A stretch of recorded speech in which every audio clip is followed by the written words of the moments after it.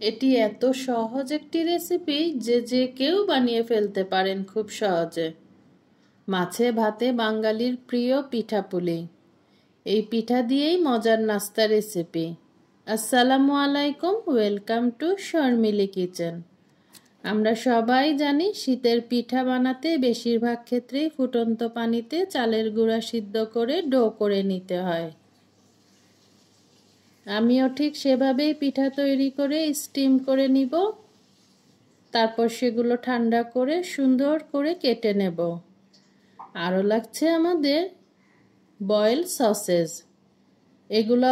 সসেজগুলোও boil করে সুন্দর করে পিঠার মতোই একই সাইজে কেটে নেব ঠান্ডা করে। পাত্রে তেল গরম করে ডিম ফেটিয়ে ভেজে নেব। এখন পর্যন্ত যারা ভিডিওটি কন্টিনিউ করছেন, প্লিজ ছোট্ট একটি লাইক দিয়ে দেবেন। ডিম তুলে সেই তেলেই দিয়ে দেব পেঁয়াজ এবং কাঁচামরিচ। হালকা একটু ভেজে নেব। তারপরে দিয়ে দেব কেটে রাখা পিঠাগুলো দিয়ে ভালোভাবে একটু ভাজবো। তারপরে দিয়ে দেব একে একে ডিম, কেটে রাখা সসেস, লবণ এবং গোলমরিচের গুঁড়া। যেহেতু পিঠাতে লবণ দেয়া আছে, সেজন্য আমরা লবণটা অবশ্যই পরিমাণ মতো দেব। যারা আজ আমাকে নতুন দেখছেন, চাইলে চ্যানেলটি সাবস্ক্রাইব করে রাখতে পারেন এরকম মজার মজার রেসিপির জন্য।